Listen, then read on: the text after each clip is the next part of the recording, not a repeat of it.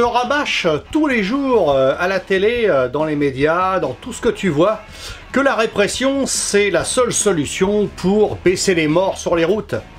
Que plus on va te taper sur le coin de la gueule, plus ça va marcher. Et ben si je te disais que c'est uniquement pour remplir les caisses de l'État, et là c'est une preuve tangible, puisque j'ai des preuves à l'appui, des tableaux, des machins, qui vont te prouver que la répression ne sert absolument à rien, et il y a des exemples concrets dans le monde, et tu vas voir, c'est éloquent.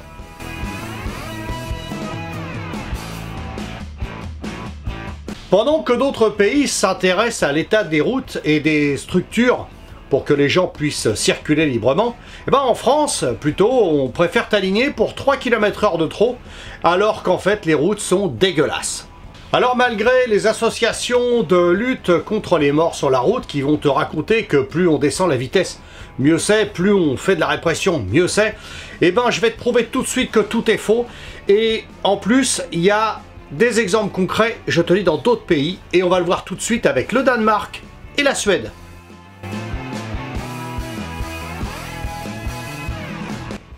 En France, les PV radars rapportent des millions d'euros, et les routes sont de plus en plus pourries. Et ben pourquoi? Ce n'est pas l'État qui s'occupe de l'état des routes? Et ben non, c'est les municipalités qui n'ont plus de fric pour gérer ça.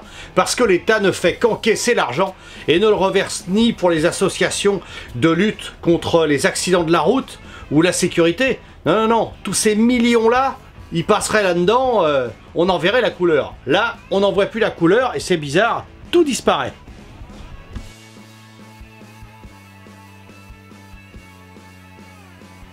En Suède, l'argent est mis là où ça compte vraiment. Eh ben oui, les investissements sur les infrastructures sont vachement plus importants que les nôtres. On est des nazes à côté. Et oui, l'argent ne sert pas uniquement à remplir les caisses de l'État. Non, cet argent ressort et lui, il est investi. Les pistes cyclables.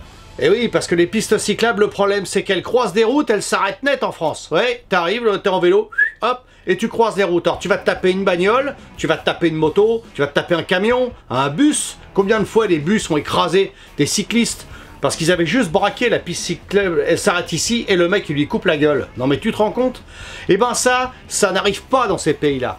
Et non, la Suède, elle a investi massivement sur toutes les routes. Et les automobilistes, quand ils roulent, ils savent que c'est sécurisé. En plus, ils savent où ils doivent rouler et où ils doivent pas rouler.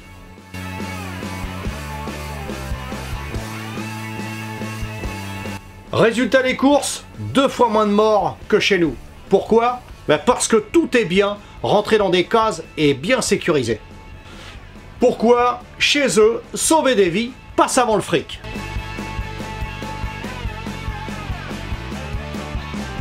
Au Danemark, pas de contrôle technique moto. Eh oui, parce qu'ils savent que ça sert à rien du tout.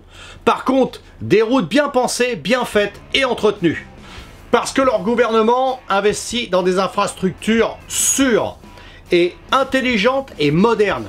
Eux, ils ont compris qu'une route bien faite vaut mieux que 1000 radars. Regarde bien ce comparatif, tu vas être surpris. La France, la reine de la répression. Très mauvais élève en accident. Eh oui, parce que ces pays à côté, eh ben eux, par contre, ils baissent la répression et bizarrement, les accidents baissent aussi. Et pourquoi? Ben parce que les routes sont mieux faites, tout simplement. C'est pas parce que la répression en elle-même ne marche pas. Non, c'est parce que les routes sont mieux faites. Évidemment, il y a moins d'accidents mortels.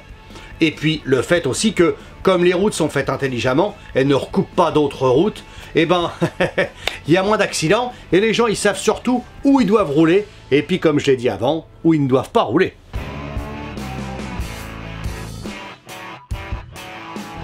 Sachant qu'en France, refaire des routes coûte très cher. Et oui, les 3 façons de faire des routes, tu les connais. Hein. D'abord, ben, on bouche les trous avec du bitume juste dans les trous et puis ça fait des comme ça partout.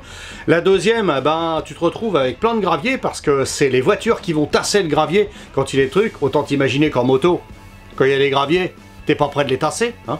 Donc il faudrait qu'il y ait des SMI qui passent d'abord et puis ensuite des bagnoles, puis en dernier les motards. Bon.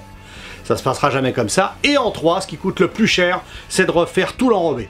on gratte le sol, on refait un enrobé, et ça coûte très cher. Et ben oui, donc la France a bien pigé que, comme ça coûtait trop cher, hein, et ben vaut mieux remettre des radars plutôt que de refaire les routes. C'est ce qui rapporte le plus quand même, non? Et quand t'écoutes en France, le discours, il est complètement anachronique. On va dire que les morts sur les routes coûtent des millions à l'État par an. Mais ce qu'ils ne disent pas, c'est que les radars lui rapportent encore plus. Sinon, ils auraient refait les routes pour qu'il n'y ait pas d'accident et que ça nous coûte un minimum à la sécu pour tous les éclopés qu'on va se retrouver parce qu'ils se sont tapés un nid de poule à 30 km/h en vélo et que le mec il a volé. Eh ben oui, donc ça coûte de l'argent, énormément d'argent. Mais ils voient qu'au pas plus loin que le bout de leur pif. Bah oui, là ça rapporte pas. Bah on va prendre ce qui rapporte. Et bêtement, à la longue, c'est comme vendre des clopes, hein, c'est le même principe. Hein. On continue à vendre des clopes, on les surtaxe, mais on les autorise toujours. Résultat, il y a toujours le cancer. C'est exactement la même mentalité. Dans les pays latins, des fois, je me demande si vraiment c'est la bonne solution. Toutes les associations où des gens sont décédés, qui aident les autres, c'est formidable. Ils te vendent la répression comme la solution. La répression, elle a jamais marché. Pour rien, d'ailleurs. Ça n'avancera à rien de faire ça. Et en plus de ça, une route qui est mal faite, le piéton va traverser un peu n'importe où, parce qu'il n'y a pas de passage piéton, parce qu'il n'est pas sécurisé, parce qu'à cet endroit-là, on aurait bien fait de mettre un feu avec un passage piéton. Hein. Sur 250 bornes, il n'y a pas un passage piéton, puis d'un seul coup, t'en as un à l'autre bout. Tu crois que le piéton, il va traverser la France? Non. Il va traverser là où c'est le plus facile de traverser, anarchiquement. Et tout ce qui part comme ça, ben évidemment, ça finit pas bien. Et comment ça va finir tout ça? Eh ben, plus les routes vont se dégrader, plus les municipalités vont investir dans ces routes en les réparant de briques et de broc parce qu'ils n'ont pas assez de sous. Et puis, la mortalité, elle stagne pour l'instant. Et puis d'un seul coup, quand les routes vont se casser la gueule, eh ben, elle va stagner avec. Elle va s'écrouler avec. Et on va augmenter le nombre de morts au fur et à mesure que les routes se dégradent. Ils n'ont encore pas compris ça. Ça, ils l'ont toujours pas pigé. C'est quand même assez aberrant de voir à quel point le Français moyen se rend pas compte qu'il faut qu'il se défende vis-à-vis de ça et qu'il se batte pour que tout ça se soit réparé le plus vite possible. Hein, il y a du boycott dans l'air, il y a de la manif dans l'air, ben, personne manifestera pour ça. Mais non, parce que, justement, l'État, ça leur rapporte beaucoup trop de faire comme ça. Il faudrait encore que ça leur rapporte encore moins, et puis il y aurait peut-être quelque chose à faire, mais non. Ça rapportera toujours les radars. Tout ça, ça rapporte 10 fois trop d'argent. Et trop de, on va dire, de monopole de cet argent. Parce que cet argent, ben, on devrait prendre les radars, l'argent des radars, qui rapporte des millions et des millions. Eh ben oui. Et puis, le réinvestir sur les routes, tout simplement. Mais c'est pas le cas.